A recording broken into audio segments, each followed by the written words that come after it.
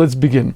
Okay, so again, the name of our chabura is Matzah or Motze, and this particular session is how to listen so that your wife talks. Now again, I'm going to repeat this. The reason why it's called Matzah or Motze is because this is exactly how Shlomo Melech defines a woman. Certainly in terms of relationship, it's either Matzah Isha, Matzah Tov, I found goodness, I found happiness, I found success in life. A woman in a proper marriage is the greatest support. It's the best relationship. It's wholesome. It's harmonious. It's beautiful. It's a completion of the human being, completion of the man, completion of the woman. It's beautiful. However, if it doesn't go so good, then it's matzah ani mar mi moves isha. I find more bitter than death is the woman, because when the marriage doesn't go right, the strife, the clash, life becomes very, very difficult. And ultimately, that is marriage. Marriage is either Gan Eden or it's the other choice. And the other choice is rather ugly. But here is the point. So many times, I've seen this again and again and again. It's your choice. I just received an email. Just today, I received an email from a woman. Rabbi, I read your book. It's wonderful. It's excellent. But will that work with a man who's abusive? My husband is abusive verbally, emotionally, and will it work with such a man? So what is the first thing that crosses my mind? I'd like to ask one question. How do you treat your husband? Meaning, it's true. I have no question there are difficult people in the world. There are narcissists. There are obnoxious people. And it could be your husband is such a person. Maybe he is. I don't know. The test is, how does he act with other people? If he gets along with his brothers, he gets along with his sisters, his mother, his co-workers, he's really considered a great guy, but at home he's a louse, then I don't question that he's a louse, but it's not a problem with your husband, it's a problem with the relationship. And gentlemen, this is the point. I've seen this over and over. Two good people, fine midos, fine upbringing, with a perfectly aligned outlook on life, and they're living in Gehenna. Because if you don't understand the relationship, if you don't understand gender difference, if you don't understand what a marriage needs, you're going to mistreat your spouse. You're not going to intend to, you're not going to mean to, but you're going to. And guess what? It's like a mirror. Kemayim panim al panim. It's literally like a mirror. The way I act to you is the way you act back to me. If I show you a smiling face, you're going to smile back. Try it sometime. Just smile at a person. It's almost bal karcha. It's almost have no free will. If you smile at a person, a genuine, sincere smile, they almost can't help but smile back. But if you give them a dirty, nasty look, they almost can't help but look back. In the relationship, there's a mirror. Exactly what you put into that mirror is what you get back. And everybody has this attitude, it's my spouse, it's my spouse, it's my spouse. Here's a study. This is not part of tonight's script, but here's a study, just so you know. They ask people who get divorced, did you work on the marriage? 75% said, yes, I worked way, way more than my spouse did. But that's the irony. 75% of people who get divorced say they worked much harder than their spouse. But that's of all people who get divorced, 75% say they worked real hard and the spouse didn't. But it means you interview all the people, it's 50-50, it's supposed to be, right? But everyone has this attitude, it's my spouse, it's her problem, it's his problem, they're the problem. If only they'd be different. But that's the great secret, gentlemen. You control the relationship. And this is more than anything. I can't stress this enough. I can't talk about it enough. Gentlemen, it is in your power. A husband's role is to romance his wife. If I would say this 10,000 times, I wouldn't say it enough. Love is the glue of the marriage. That's the essence, that's the fabric. It's the essence of what the marriage is. And invariably, I get this on a regular basis. I get a couple come in and I ask him, how's the marriage? Good, Baruch Hashem. Ask her, how's the marriage? Oh, it's terrible, it's horrible. Wait, you guys married to each other? You see, it's almost always the husband is quite pleased with the relationship. He's happy in the marriage. The problem is his wife. But why? Why? Is she difficult? Is she obnoxious? Is she a kvetchy, complaining woman? The answer is yes, she will be kvetchy, complaining, and carping if her basic needs aren't met. And it's the women invariably who are unsatisfied in the relationship. And this is the Stipe-Lagon's letter, and it bears reading again and again and again. The main hope of a woman in her world is to have a husband who loves her. When she sees that this isn't so, it crushes her spirit and can be close to Pikuach Nefesh. And gentlemen, this is in your ballpark.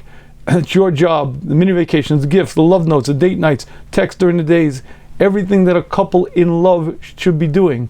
But it's your job to lead that. It's your job, even if your wife doesn't respond as you would like her to, even if she doesn't seem so interested, if she sees again and again that you're focused on one thing, that you're focused on making her happy, she will be a different human being. It won't solve all of life's problems. And again, gentlemen, I'll be honest with you. There are many things that women do that make it difficult for the husbands to like them, let alone love them. And I'm not blaming this on the guys.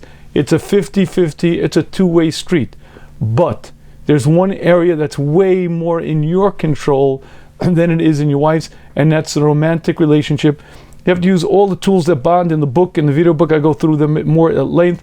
But you have to use the tools that bond. That includes attraction, infatuation, physical intimacy, respect, appreciation, friendship.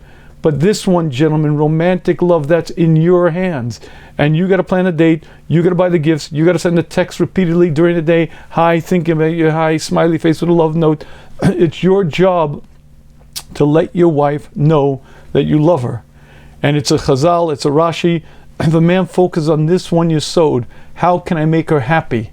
What could I do to make her happy? And why does that matter so much? Why is that so important? Because when a woman sees that in word, deed, and action, her husband is trying to make her happy, she gets this message: he cherishes me. When she knows that, when she fundamentally understands that, in her heart is joy, is happiness. He's still a guy, he still has issues, but he's a good guy. With a flaw, but he's a good guy. She doesn't feel that she's cherished by her husband. He's a louse, he's a creep, he's a bum, and believe me, you're going to get the stuff, and it's going to come out. So, I've said this before, and I'm going to say it again, and I'm going to say it again because no one listens to me. Gentlemen, not only is it your job, it's the easiest thing to change. Just do it. Go on the dates, take her out, buy the gifts, buy the love notes, do the considerate, nice little gestures. It's easy, it's cheap, it's the best investment you'll make in your wife's happiness, spelt your happiness, in your children's happiness, in your ultimate success. Gentlemen, it's the cheapest, easiest way. And this one, again, is in your hands. We discussed it in the first session. We'll discuss it more, but that really is it. But we're going to focus on something different this evening. So just a very quick recap. There are 3 pillars to a successful marriage: commitment, love, and learning to live together. Commitment comes from knowing that Hashem doesn't make mistakes. Hashem chose the right one for me. Love, as we discussed, that's the romantic piece, and it's all the tools that bond, and it's not just romance. It's touch, it's all of the friendship, all the things that are involved. But it's this last one that is the most difficult, and that's learning to live together. And this session, we're going to focus on that. Again, one of the 10 mistakes is forgetting that love is the glue of marriage. But this session, that's not what we're going to focus on. This session, we're going to focus on communication. And specifically in this light, how to listen so that your wife talks. And you'll see in a minute why this is so important. So let's begin this evening's session. Here we go.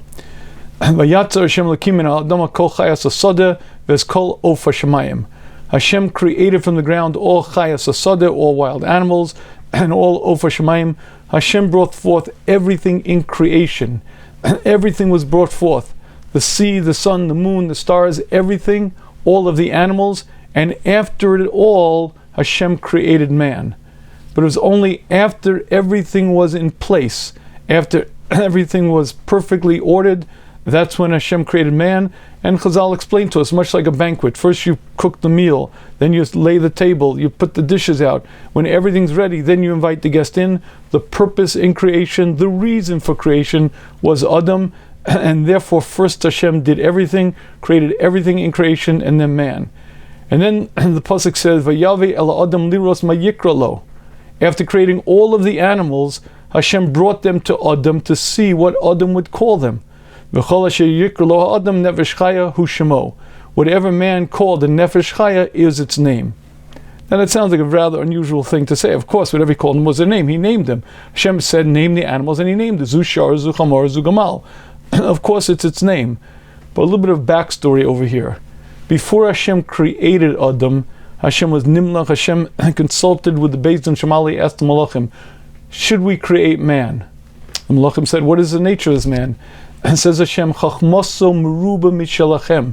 His wisdom is greater than yours. And Hashem says, and I'm going to show that to you.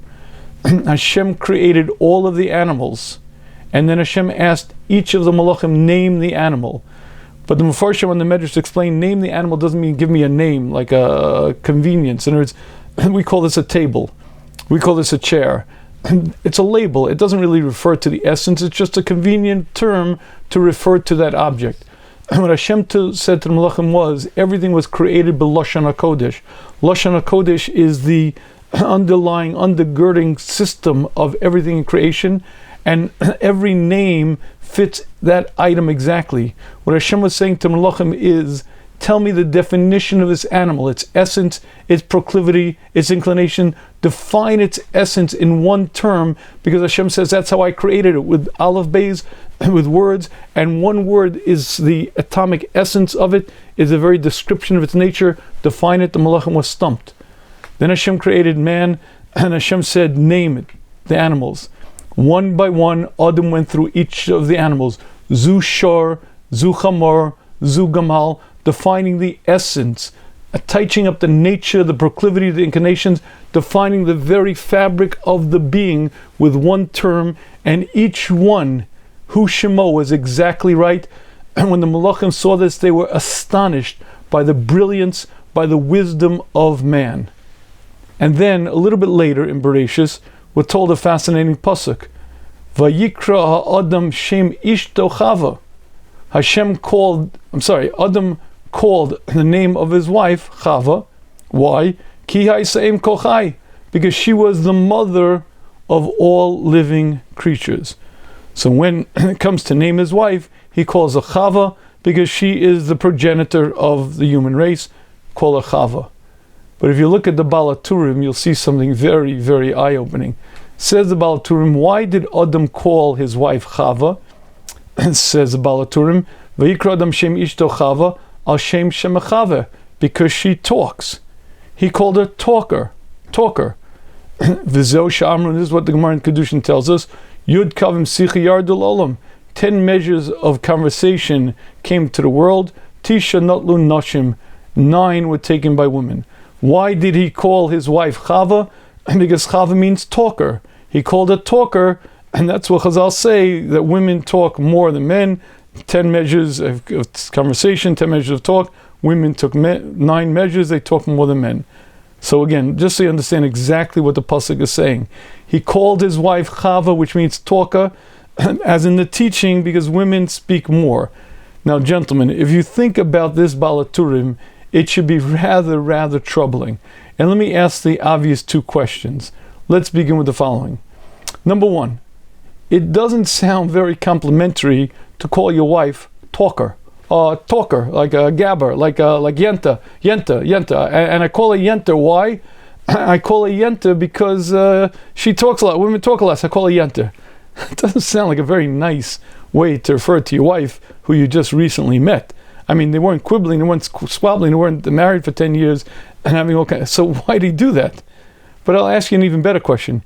He called her Chava, why talker? Ki hi aim kol chai. She's the mother of all future generations. What? Call her talker? Because she's the mother of all future generations? The progenitor of the human race? That's why you call her talker? That's not the reason to call her talker. And again, keep in mind, Adam's wisdom was tremendous, phenomenal. Each of the animals, you define their essence.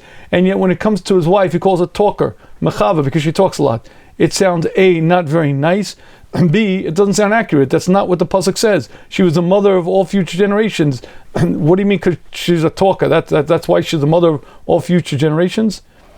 So I'd like to see if we could better understand what in fact the pasuk means and what this Baal HaTurim is teaching us. And to do that, let me share with you a very interesting perspective. Here's a question that you really need to understand very fundamentally. What does a child need to thrive? If I ask you to define the key criteria that will determine whether a child will be wholesome, well balanced, whether they'll be a emotionally fit person or not, what is that criteria? Well, while you may have your theory, I'd like to share with you, it wasn't always what modern man understood. In the 1940s, physical contact with infants was considered harmful to their development, and this view led to sterile, contactless nurseries around the country, meaning it was known and understood that if you pamper the child, you're going to ruin them. If you pick the child up, if you constantly touch them, constantly give them attention, you're going to destroy the child. You're going to make a pampered, spoiled brat. Don't do it. And you can read the psychology books of the 40s. You can read the medical journals of the 40s that advise doctors, nurses, and advise mothers who would listen, don't pamper the child, don't spoil the child. As a result, hospitals would keep babies isolated. They basically put them in a crib and keep them separate from anyone else. When a child was adopted by an orphanage, they would give it a bottle, prop the bottle with a pillow, and leave it. No one would talk to it. No one would be around the bottle, baby. And mothers were instructed, don't pick up the baby when it cries. You're going to be teaching it to be a brat. You're going to be teaching it to be self-centered. Don't do it. Okay, now this was the United States of America, and in fact it was Western civilization in the 40s. And then a interesting discovery was made by a fellow called Harry Frederick Harlow. He was a psychologist and he was experimenting. Now, in those days, they did a lot of experiments with monkeys, and the problem was monkeys were difficult to raise in captivity, and they were expensive to buy. So he was breeding his own monkeys, and he made an interesting discovery. He found that when a baby was born, if he would isolate the monkey, it was much cheaper, much easier to keep. So that's what he began doing. As soon as the mother monkey would give birth, he would isolate the infants, give them bottles to feed, and that's how he brought them up for about 24 months. And then he began experimenting with these monkeys. And here's what he discovered. The monkeys were severely emotionally disturbed. They couldn't regulate themselves. They couldn't conduct themselves with other monkeys. They had to remain in complete isolation. When they were put into a cage or a room with other monkeys, they were either incredibly shy and fearful or incredibly aggressive, but they weren't what we would call normal. And what's now common wisdom is that monkeys, as well as children, need certain basics to be happy, to survive, and to become emotionally whole. This was not known in the 40s. This was his great discovery, that a child, as a monkey, needs to be part of a home, to be supported, loved, nurtured, understood. What we understood as the basic needs of a child. A child needs its attention. A child needs to feel that it's loved. If a child's left alone, the child learns neglect. The child doesn't learn to bond. The child doesn't learn to become a fully healthy, emotionally balanced person. And that's something that we understand now, but psychologists didn't. And it was interesting because Harlow's remark was, after 10 years of discovering this, and he came out with his conclusions that babies, like monkeys, need nurturing and need touch and need constant attention. He says, I guess what everyone understood as common wisdom, we psychologists now understand as well. A little ironic, but here's the point. A child needs to be nurtured. A child needs to be loved. When a child's needs are met, when a child cries and the mother comes to it, when a child coos and the mother coos back, when there's a bonding, when there's an attachment, the child grows up secure, the child grows up happy, the child grows up emotionally balanced. But the key to a child's thriving is the relationship with his parents, especially with his mother, but it's the early years that are essential, because it's the relationship that teaches the child to socialize, allows him to regulate his emotions, allows him to bond, allows him to become a fully functional, happy human being. But here's the point. What are relationships? Relationships are social connections. Social connections are really one thing. They're created, developed, and repaired with one mechanism. That mechanism is something called communication. It's the mother communicating to the baby. And when the baby cries and the mother's there. When the baby smiles and the mother's there. And when the mother smiles and the baby responds. There's that communication, there's that connection. When the baby connects to another human being, the baby has a balance, and baby's needs are met, and the baby is able to thrive. And here is the point. When Hashem created men and women, Hashem made them very, very different. They have different natures, different abilities, different temperaments, and each one was perfectly equipped to do their job. What is the job of a woman? The job of a woman is to be the akeres habayis, the mainstay of the house. A woman is the one who nurtures, cultivates, supports, cares for all of the emotional needs of her children, of her husband. She is the akeres habayis. Akeres means the main beam that holds up the home. That means to say it's her home, and it's the people in her home. The people in her home are her children, her husband, her family, and she is the mainstay of that home. She is the keeper of the relationships. She is the one who creates the bonds and keeps the bonds. In many, many families, I've seen this time after time, large families, and when the children are all grown, and they have grandchildren and grandchildren, as long as the mother is alive, the family is intact, and they're bonded and they're connected. When the grandmother, as she gets old and old, eventually she passes away, the family dissipates. The akeres habayis, the center of the home, is the woman. But you have to understand what she is. If you want to define her role very, very carefully, she is the relationship manager. She is the one who nurtures. She is the one who cultivates. She is the one who cares for.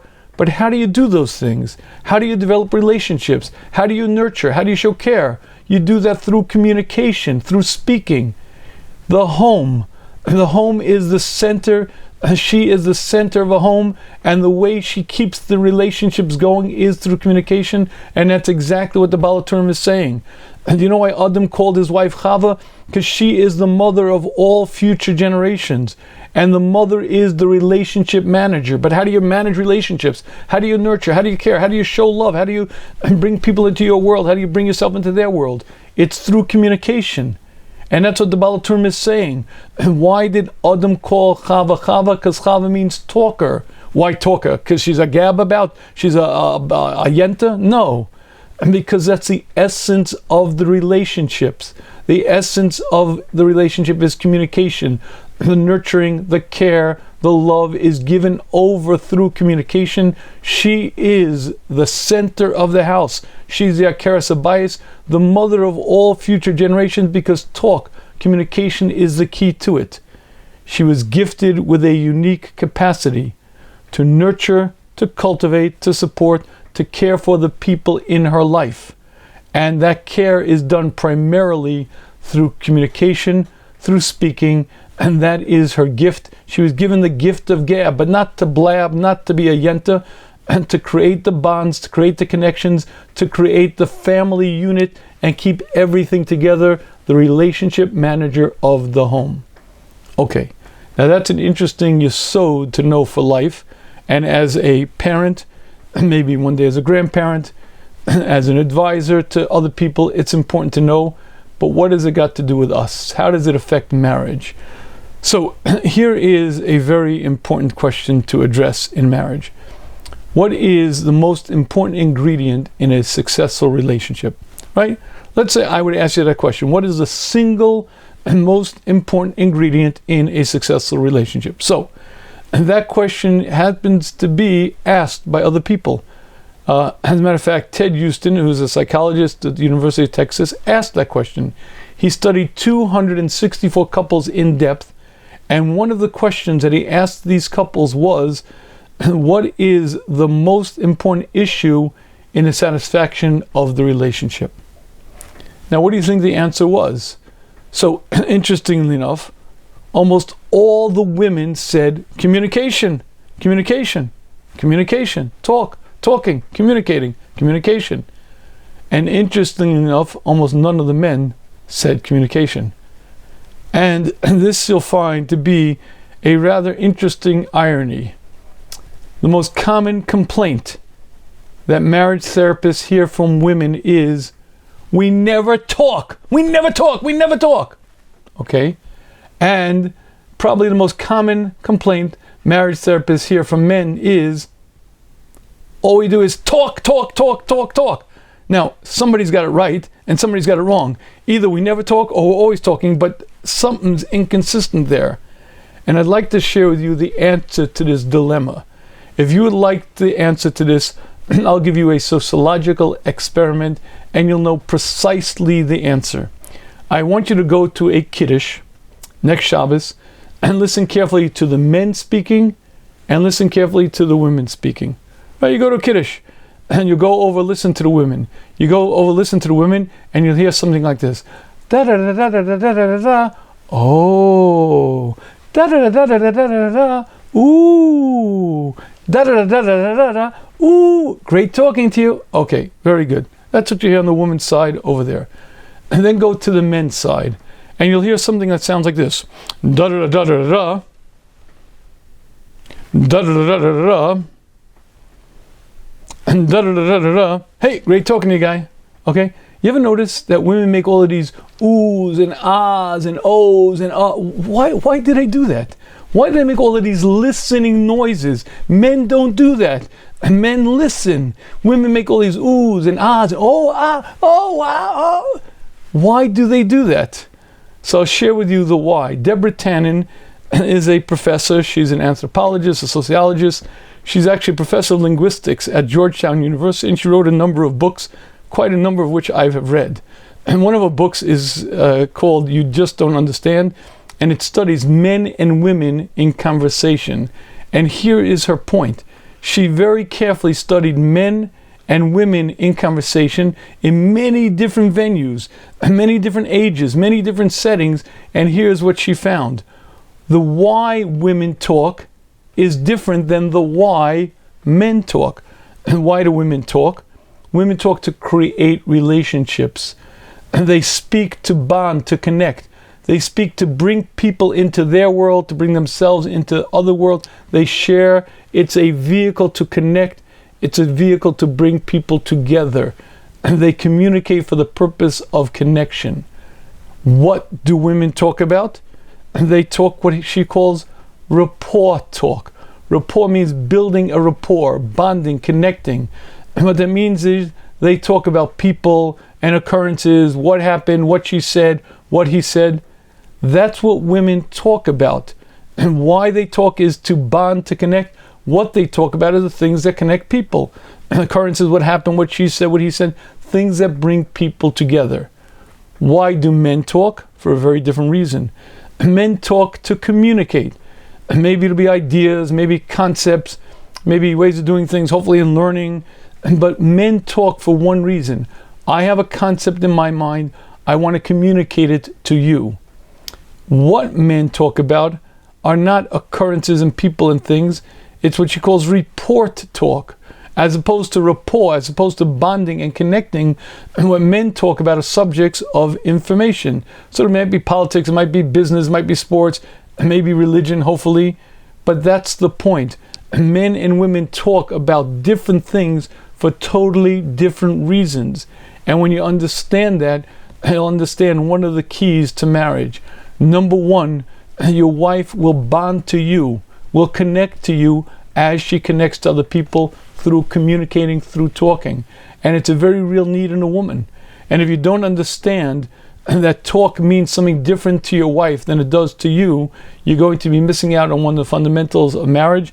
And this is what I call the sixth really dumb mistake that very smart couples make, not realizing that talk means something very different to a woman than it does to a man.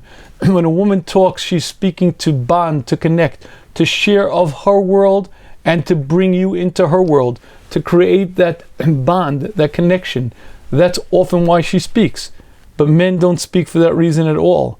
And until you're able to climb into the world of your spouse, you're not going to be able to meet her basic needs. When you understand that the reason why she speaks and what she's trying to accomplish is something very different than what you were thinking originally or the way you speak, and when you understand that, you'll be able to bond, you'll be able to connect. But if you don't bridge that gap, you're going to have a very tough time. So let me share with you a couple of tips for talking. Some of these are general tips that are not related to marriage per se, the first one especially, but nevertheless, in a marriage, it's a very key and essential tool.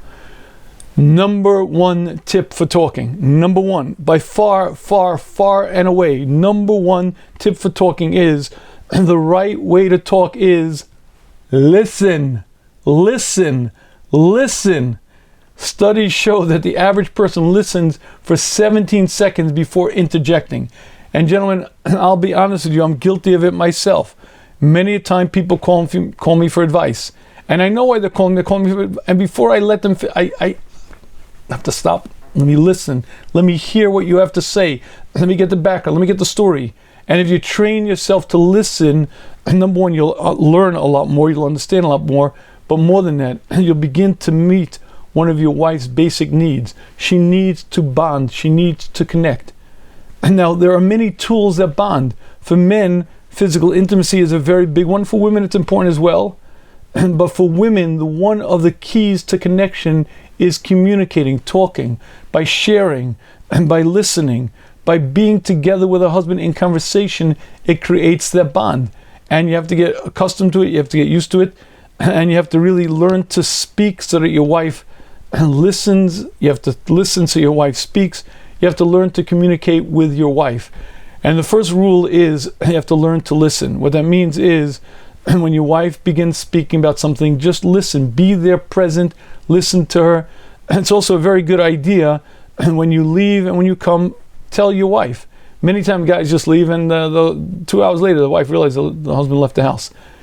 The Chazon Ish says when you leave, when you come in, tell your wife. She has to know. She has to feel connected. She wants a bond. She wants to feel connected. Again, the key to this is communication. You have to learn to listen so that your wife talks. Listening means, I don't tell guys to make listening noises because I don't know. I've never done it, and I don't know. Ooh, ah, but you got to listen. You have to listen even when it sounds ridiculous. Why do I need to know that? Because it's important to her.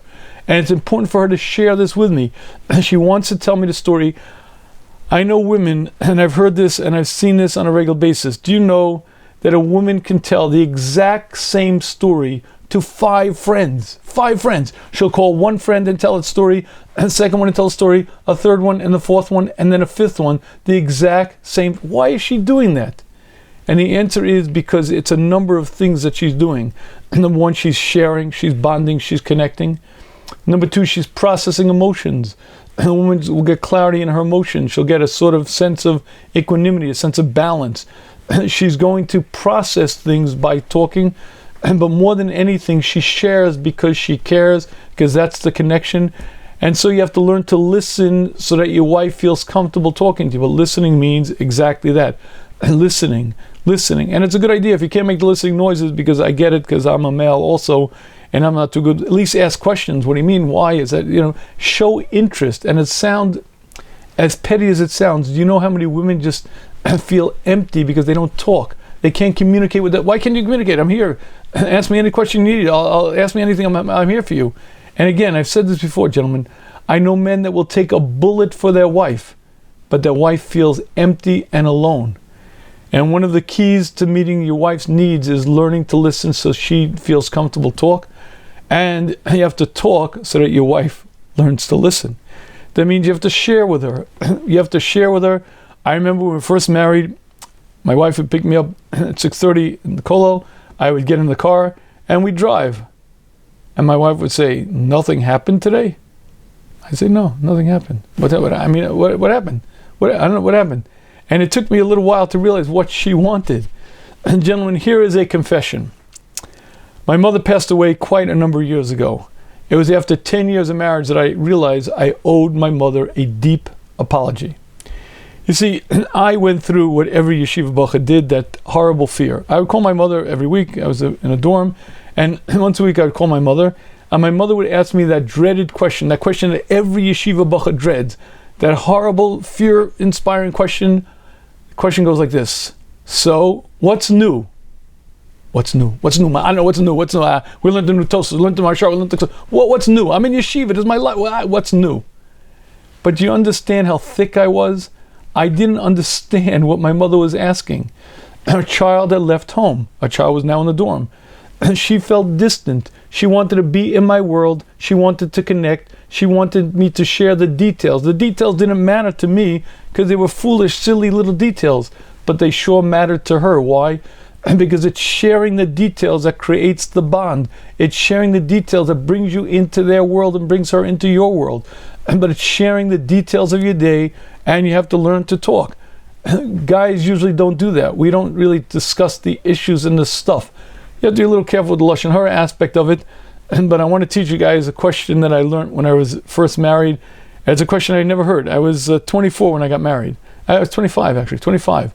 In 25 years of life, I never asked this question, and I don't know that I was ever asked it. And that question is, how was your day? How was your day? I don't know. How was my day? How was my day? I don't know. How was my day? Why do women ask that question? Why?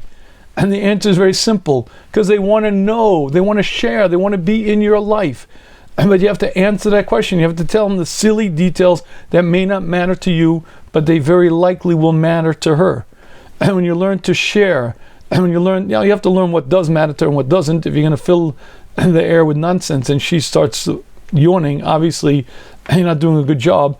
But you have to recognize what she values, what she considers important, and you have to learn to meet her needs. And one of her needs is communication and bonding through talk. You have to learn to listen, and you have to learn to share, and because the two are parts of the same. You have to create that bond through her needs, and by meeting her needs to communicate. You may not have those needs, but she sure does.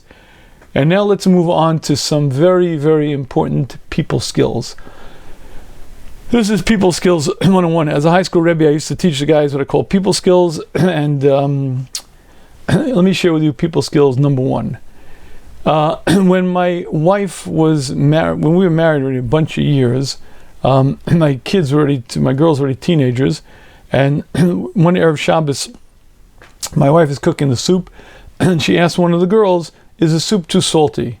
So my daughter says, "Why don't you ask Abba? Abba's right here." My wife said, "Abba would never tell me it's too salty. I can't ask him." And it's true. If my wife would ask me, "Is the soup too salty?" and it tasted like the salt mines of Johannesburg, I wouldn't mention a word. But why not? Why? She wants to know. Why wouldn't I tell her? And gentlemen, open your ears and listen very carefully to what I'm going to say to you. When you tell your wife that the food is too salty, a little bit too hard, a little bit overcooked, you might as well say these words to her: "You are fat and ugly. You are fat and ugly." Why? Why? You just told her the soup is too salty. I'm more than she asked you. She wanted to know. Why? Because when she cooked that soup, she prepared it. The soup represents her, especially if she made it for you, and especially if she takes pride in her cooking.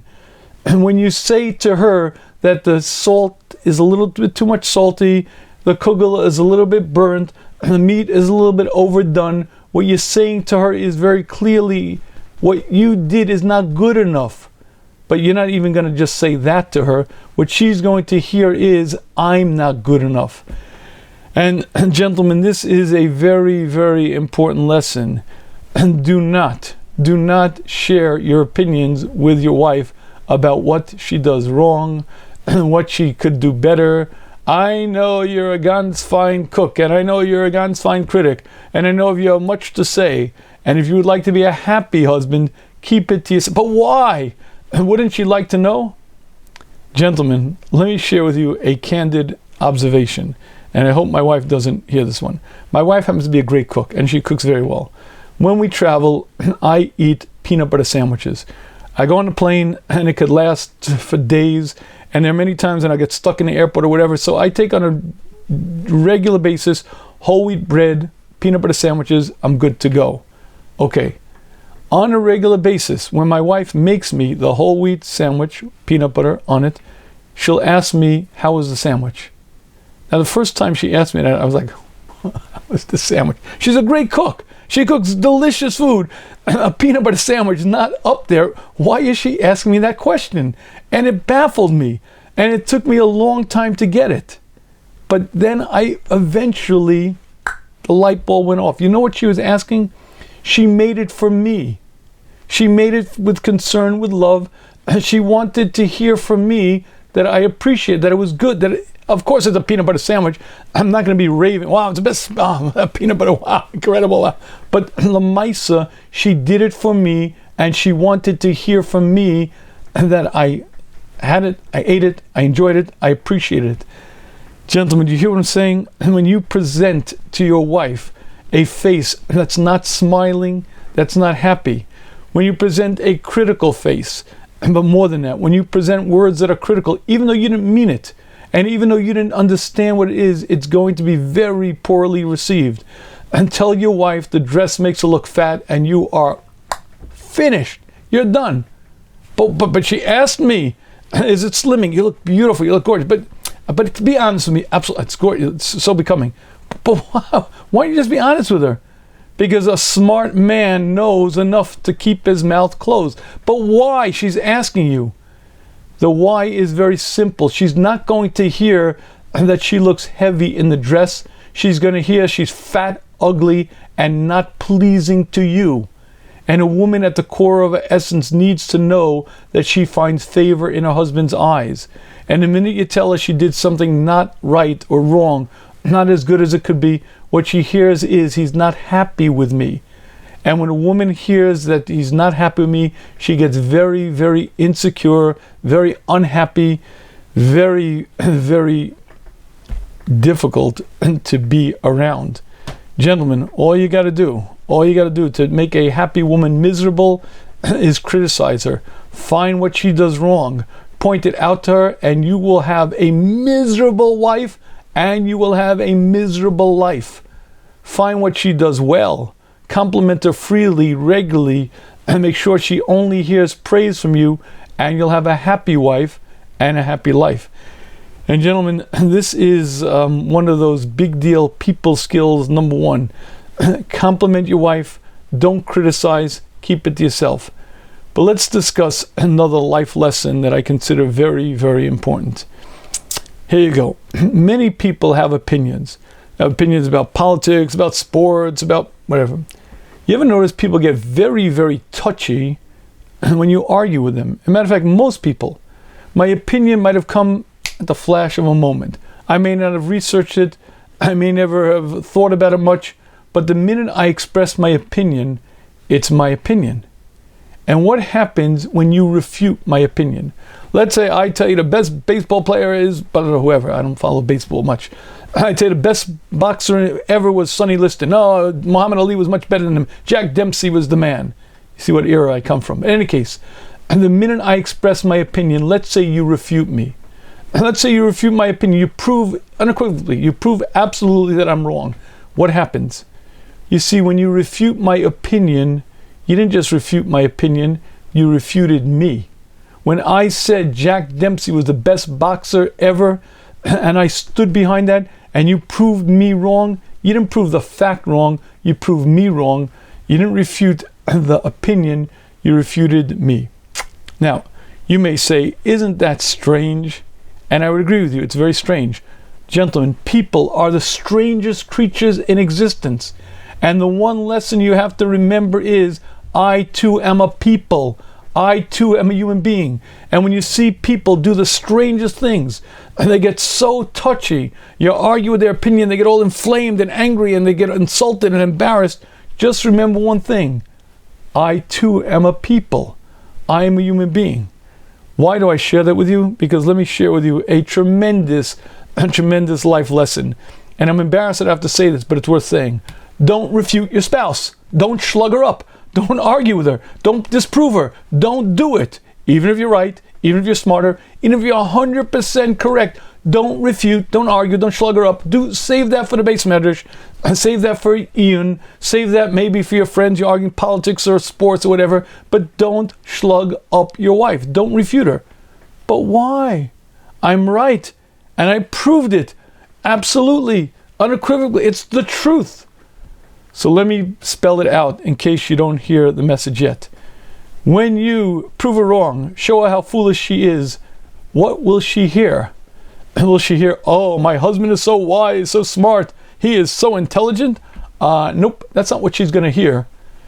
She's going to hear, he refuted my opinion. He refuted me. Here's the punchline. he hates me. What? What's that got to do with that? We were arguing about politics. We were arguing about sports. We were arguing about whether it's better to cook the meat at 600 degrees or 450. What in the world does that have to do with you? It's really quite simple. Because when you understand that we human beings have a very, very sensitive constitution, we human beings have very, very sensitive hearts. When you refute me, you shut me down, you slug me up, you push me down. I don't take well to that. But it's just my opinion. No, it wasn't. It was me. And if I don't take well to it, women are far more sensitive, and especially in a relationship like a husband and wife, your wife hopefully looks up to you. Your wife hopefully waits for your praise and your approval. More than anything, in a happy marriage, a wife desperately craves her husband's approval. But approval means approval, not refuting, not slugging up, not arguing. And the minute you're going to disprove her factually about the stupidest thing in the world, whether it's better to use mouse traps or glue traps, if you refute her, she is going to hear loud as day, he hates me. Intellectually, she may not say that, but she sure will feel it emotionally. Now, let me share with you why this is such a big deal. First of all, again, don't argue, don't refute, and you save it for the base matters, save it for the politics, and go argue with Ben Shapiro. Don't argue with your wife, number one. But gentlemen, let me share with you one of those facts of life. I guarantee, personal money-back guarantee, you will have many, many complaints about your wife. I guarantee it. You could have married the best person in the world, the perfect match, and everyone could agree she's a mitzianis. I guarantee that there'll be many things that your wife does that just don't sit right with you. She's either too quiet, too irresponsible, too timid, too noisy, too bold, too neat, too meek, too sloppy. Whatever it may be, we all got quirks, we all have idiosyncrasies, and I guarantee that you're vastly different than your wife is. Now, we discussed earlier the idea of learning to embrace your spouse and learning that your way is not the only way. My experience doesn't define reality. But I want to share with you what happens if you don't learn that lesson. And let's say you find your wife too domineering, or she spends too much, or she's flighty, or sloppy, or meek, or cheap, or too neat, or too bold, or too noisy, whatever it is, and you point it out to her in the best of intentions, in the nicest way, and with the best, nicest, most gentle way you can imagine. What will she hear? Will she hear, oh, I spent too much money? Oh, I was late again? Oh, I'm not neat enough? He hates me.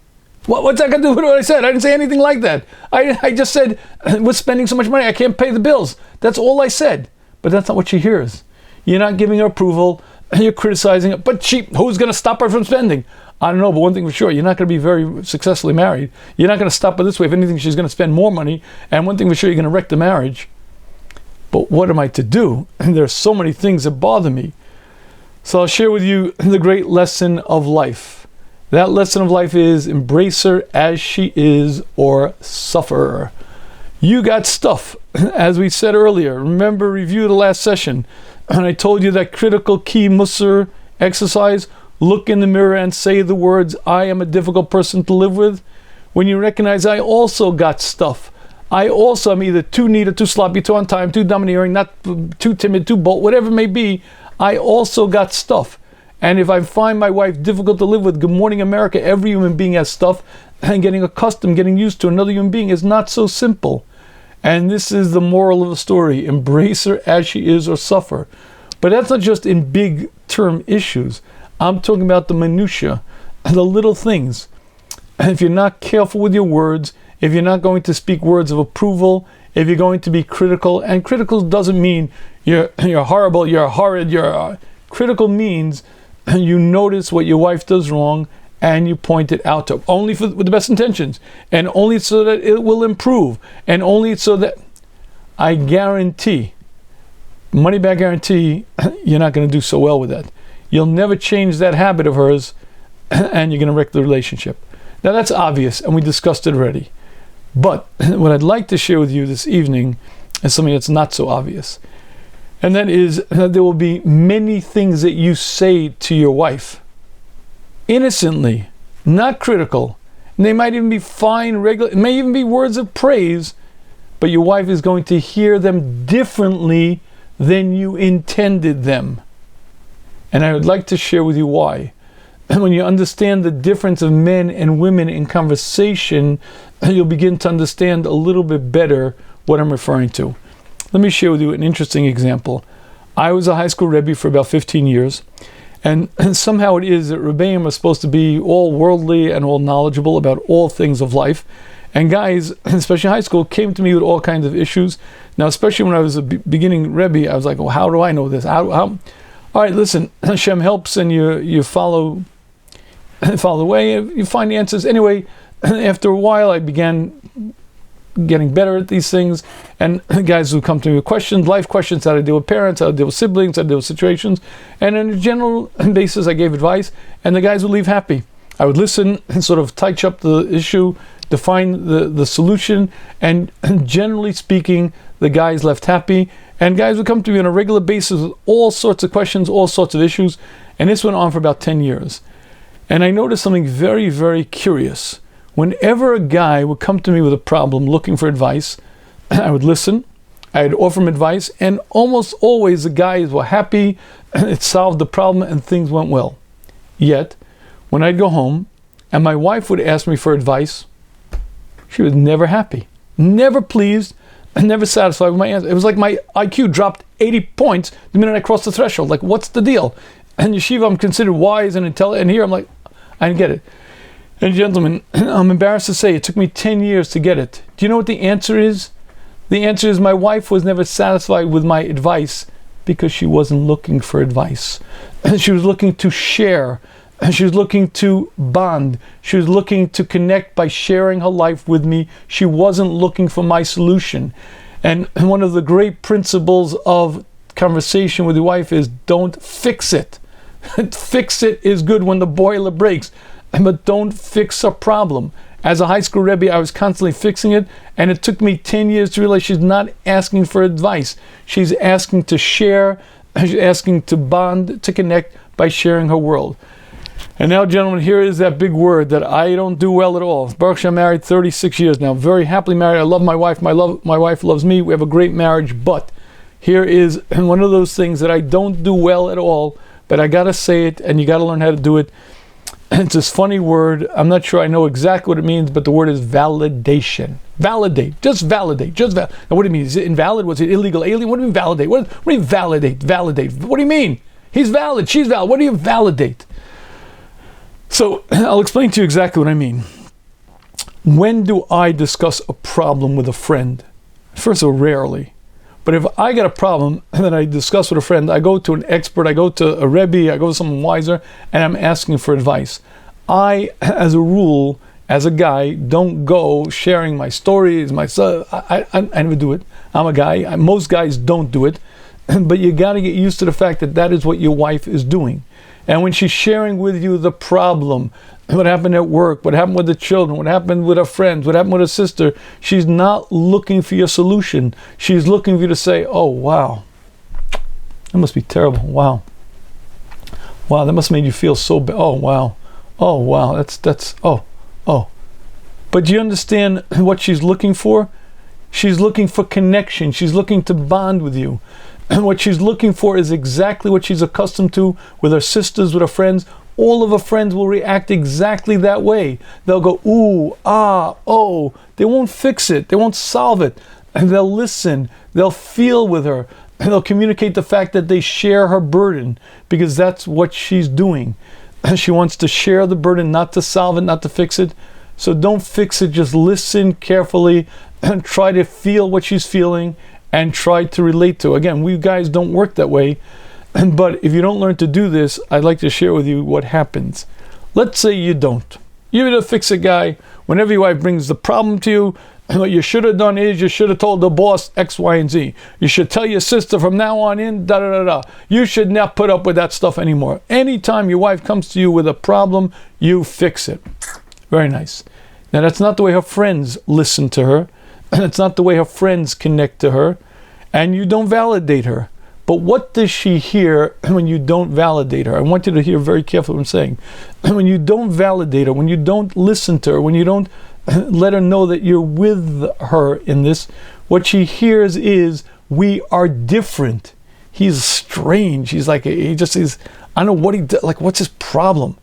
But even more than that, when I share something important to me, when I let him know something that matters to me, that's really big in my world, he just answers with the ideas and thoughts. He doesn't care. He just doesn't care. He doesn't care. And if you continue doing this, and she shares another story, and you fix it, and another story, and you fix it, and another story that you fix it, eventually she reaches the unquestionable truth. She finally gets it. He's a creep, and he's cruel. He's mean. He doesn't care. He's different than me, and I can't relate to him. He just doesn't care. He's a cruel, callous, cold person. What am I talking about? What am I talking about? And let me share with you an email. I doctored it enough to protect the guilty, but this is the text of the email. You could see it in front of you. I'm going to read it. I have a question. Again, this is my Sasha. I get these emails all the time. I get phone calls like this. It's sometimes frightening. I have a question. My wife overreacted extremely to a situation. She didn't speak to me from Thursday evening till Sunday evening, including mikveh night on Motzei Shabbos. And my question is, now that things, Baruch Hashem, have passed and are back to normal, should I discuss it with her, expressing that I felt very hurt? Or do I move on, accepting that this is the reality and wait for the next round? What would you answer that fellow? What would you answer that fellow? What would you answer that fellow? So let me take you back to something we discussed in a previous situation. A young man comes home at 6:30 at night. As he's about to open the door, he says, "Oh, Baruch Hashem, I married a grounded, sober girl, not one of these flighty dames." He opens the door to his apartment, sees his wife up on the chair, screaming, "Ah, what's the matter? What's the matter? Ah, what, there, what? A cockroach, what? A cockroach, ah!" He stomps on the cockroach. The rest of the story, 2 weeks later, he's in base measures learning, doesn't have a cell phone. Friend brings him a cell phone. Your wife's on the phone. What is it? There are 2 of them. Come on, please. What? He gets in his car, drives home, steps on the 2 cockroaches. I hope you're satisfied. Turns around, head back to the base measures. Okay. I know what he was thinking. What he was thinking is, what is her problem? She's some flighty, emotional dame. 2 bugs. You want me to stop learning, get in the car, drive a half hour to kill 2 stupid. But what is her problem? I know that's what he was thinking. But what was she thinking? What was going on in her mind? So let me begin with the following. When she sees that cockroach, what she is experiencing is a very simple emotion called terror. Now, it makes no sense to me. It makes no sense to you, but that is her reality. And if you share with her that she is irrational, that she is a flighty dame, there's nothing to be nervous about. What you're saying in very clear terms is, you and I are different. I don't care about you, and I am a cruel person. Because she really is experiencing great fear, trepidation, terror. She's a mature person. She's 25 years old. Why is she standing on a chair? Because but there's nothing to be afraid of, because in my experience, bugs aren't scary. But that's my experience. But guess what? That's not her experience. And in her world, she's terrified. And when you let her know in very clear terms, all right, I'll take care of the problem, but you should just know you're acting like a child. And what she hears isn't, oh, my husband who's so mature, kindly, and well, even though he thinks I'm a child, is going to step on the bugs. Oh, that's so, I love him so. I hate the creep. He's callous, he's cruel, he doesn't care that I'm terrified. I'm finally married, I don't have to worry about these things. I call my best friend home, my husband, to take care of me. And what does he do? He mocks me, he makes fun of me. What is his problem? He's a cruel, cold, callous creep. And as much as he feels that she acted irrational, as much as he feels that he has a taina against a complaint, how dare she do that, she's got a bigger complaint. And that is, he's a cruel, cold, callous creep. So let me tell you what the answer to the email is. Let's read the email and I'll show you exactly what the answer is. The answer to the email is as follows. I have a question. My wife overreacted extremely to a situation. Stop, time out. That is a personal judgment. My wife overreacted extremely to a situation. Guess what? That is your experience. What she reacted was absolutely outrageous, uncalled for, and she overreacted extremely to X, Y, and Z. But guess what? In her world, she didn't overreact. She really felt hurt. She really felt put out. She really felt you didn't care. You didn't realize it. You didn't feel it, but she did. And then she didn't speak to me. My question is, Baruch Hashem, things are past. I'm back to normal. Normal means according to my emotional reality. It's okay, because even though she was hurt, I wasn't hurt. I wouldn't have been hurt by it. So therefore, now we're back to normal. Should I discuss with her? Expressing I felt very hurt, meaning I felt very hurt because she overreacted, meaning because in my emotional reality, I have nothing to be upset about. Or do we move on accepting this as reality and wait for the next round? The next round when she again overreacts. As long as you stay within your world, as long as you stay in your experience, you'll never understand your wife. She'll always overreact. And more than that, and she'll always harbor ill will against you for not even recognizing the pain she's in. Not only do you put me in the pain, but you don't even realize it. Gentlemen, let's be frank. We're going to cause our spouses pain no matter what. The wife could be the nicest person in the world. The husband could be the nicest guy in the world. In the heavy traffic of life, you can't help but make mistakes. You can't help but overlook things. You can't help but hurt your spouse's feelings. That's just part of the nature. What you try to do is you try to learn from your mistakes, try to be as careful as you can, try not to repeat them, and when you do make mistakes, you try to apologize, you try to make good on what you did bad. But here's the problem. That can only happen if you're open to the single cognition that because I would not have been bothered by this doesn't mean my spouse wasn't bothered by this. Because I would not be put out by this doesn't mean my spouse was not put out with it. As long as my reality defines what has to be and is, there's no way I can make sense of my spouse. There's no way I can understand her. Not only am I going to hurt her, I'm never going to be able to apologize. I'm never going to prevent it again. And more than that, when I do apologize, she's going to clearly get the message that I really don't care. Because I don't think what she did was valid. But she felt it. But I don't feel she had a right to feel it. But she really did feel it. I don't feel she should have, but she did. So all she's going to hear from me is denial, shutting her down. I don't care. I'm cruel. And guess what? It's not going to get any better. The answer to the email is there's only one answer. You have to climb into her world and recognize that she had those feelings. She overreacted in your feelings. You would not have reacted that way, but she really felt that way. And as long as you remain in your world, you never understand. If you're able to jump into her world and recognize that she really felt hurt, she really felt put out, she was really angry because X, Y, and Z, and then you can begin to start being a support, and you're able to listen. You're not going to solve all of mankind's problems. You're still going to make mistakes. She'll still make mistakes, but at least you're in her world. At least she can relate to you, you can relate to her, and you have hopes of being happily married. That's the answer to the email. Now, Rabbi, come on, this doesn't happen in the real world. Not like you just described. Oh, yes, it does. Every day, all day, twice a day. It happens all the time. And until you're able to recognize that your experience doesn't define reality, as long as you remain in that world where my experience is the definition of reality, you will never be successfully married. And you're never going to learn to communicate. Now, that's a big deal example, but I want to give you some smaller examples. In my existence, I'm now, Baruch Hashem, 62 years of age. I don't like to brag about that, but I have been around the planet for a couple of years now. In my existence, I don't ever remember being overwhelmed. Listen, there are many stressful situations. I deal with stuff a lot. Over the years, things have happened. But being overwhelmed, I don't even know what the words mean. Yet, I don't know of a woman who is not on a regular basis overwhelmed. Now, stop it. There's nothing to be overwhelmed about. Nothing to be anxious about. Nothing to be nervous. Just stop it. And that's absolutely true in my experience. But if you share with your wife that there's nothing to be overwhelmed about, there's nothing to be nervous about, and what you're going to share with her is that you are different, that you don't care about her, and that you're cruel because she really is experiencing it. And you have to learn to speak and you have to learn to listen in her world. And when she says she's overwhelmed, you have to be there with her. But be there with her means not that you're going to be afraid, not that you're going to feel overwhelmed or nervous or anxious. But there are times when you were anxious, there were times when you felt nervous.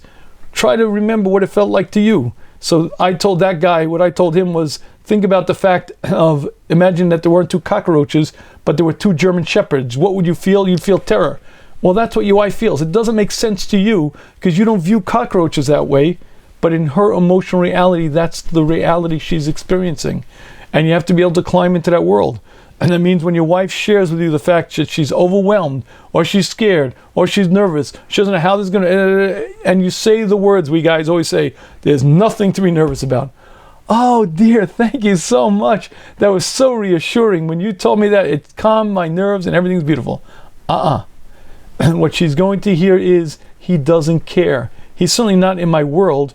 He's certainly denying. All my girlfriends would never speak to me that way. It's so cruel. It's so in fact, when she goes and tells her friends how cruel he was, he responded by saying da-da-da. They'll say, I can't believe it. He's such a creep. He's so callous. I tell ladies not to talk to their friends, but the bottom line is, that's what she's going to get from her friends. And you have to realize that you have to be able to climb into a world. And when she shares something that she's overwhelmed, you have to be able to feel it with her, experience it with her, and say, oh, that must be terrible. That must be horrible. And don't even try to say, what could I do to help? You could wait for that one. And try to be there with her, try to feel it as much as you can. Gentlemen, again, I'm not saying this is easy, because I find this one very, very difficult. But I think that's a good example, overwhelmed. But let's deal with another one. I want to show you one more example that I find very, very telling. Your wife invited a bunch of guests for Shabbos. More company than maybe you would want, but she wants to have company. And she cooked more courses and more dishes than maybe you would want, but that's how she wanted it. She likes to prepare a lavish spread, so she had lots of company, lots of dishes.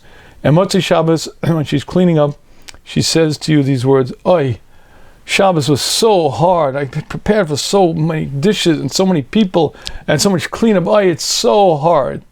Now, any good guy, when he hears his wife saying that, will say, following a male response, listen, do me a favor. You don't have to cook that many courses. You don't have to cook that many dishes. We don't have to invite that many people. I'm fine if we have simple meals. And he's a good guy, and he's saying it out of concern for his wife. But guess what she hears? Disconnect. She's sharing something with you because, believe it or not, what she wants to hear is, oh, I feel what you're feeling. I hear what you're hearing. And gentlemen, it's a different world in our world. It's a very different world. And you have to learn how to climb into the world of your spouse. I think this Baal HaTurim is sharing with us a fundamental yesod. Adam Rishon had wisdom that was unparalleled. He named each animal, defining its essence, its nature, its proclivity, its inclinations. With one term, the Malachim were flabbergasted by his wisdom. When it came to his wife, he called her Chava. Why Chava? Baal HaTurim says, talker. Why talker? She's the mother of future generations. Why is talker the mother of future generations? Because that is the key to bonding, to connecting. And the woman is the relationship manager of the home. She's responsible for all the relationships, the children, the husband, the family in general. How do you keep relationships? How do you nurture? How do you care? You do that by communicating, by speaking. The woman was given the gift of gab because that's the tool that brings people together. And when she speaks, she's speaking to share of her world, bring you into her world, bring her into your world, and you have to learn to listen. And you have to learn to listen by not arguing, not slugging up. You have to learn to listen carefully. If you can make listening noises, great. If not, if just ask questions and be into it. And you also have to learn to share with her. You have to learn to share your world with her, because that's the way she connects and she needs it. And if you don't learn to talk so that your wife listens, and you don't learn to listen so your wife talks, you're going to have a great disconnect. And more than anything, when she brings you events of her world, when she brings you troubles and sorrows and worries, what you have to do is you have to be there with her. You have to empathize, have to feel it. Don't fix it, don't change it, don't make it better. And be there with her, experience it, and you'll be astonished what happens. When you're there with her, she'll feel close. She'll go on, she'll emote for a few minutes, and you listen, and she'll feel like, wow, he really gets me. He finally understands me. Do you know how many times women say, my husband just doesn't understand me? And it's true, he doesn't. Because he's thinking like a male. And it's okay to think with a male when you're dealing with men. But if you want to be happily married, you have to realize your wife has different needs. You have to climb into her inner world. She needs to express, she needs to emote, and she needs you to be there to listen. And when you do that, you're using one of the tools that bond. You connect, Hashem helps, and you create a marriage. Marriage is the most beautiful relationship in existence, the most harmonious, supportive relationship, but it requires a lot of work. The biggest work is learning to grow. And grow means climbing out of my limited Dalet Amos. The baby is born ultimately selfish. The baby's hungry, the baby cries. Baby's wet, the baby cries. The goal in life is to grow, to learn to be other-centered. And the biggest opportunity for growth is in marriage, because that's when you get to learn a different language, a different culture, a different way of looking at things, a different way of doing things that really make no sense to me. In my world, it's not scary. In my world, it's not overwhelming. In my world, it makes no sense. But it's not my world. My job is to climb into the world of my spouse and learning to listen with empathy, and learning to listen with care, learning to listen so that you can support her and be there is one of the tools that bond. You have to use all the tools, but it's a very important one, and it's something that makes a tremendous difference.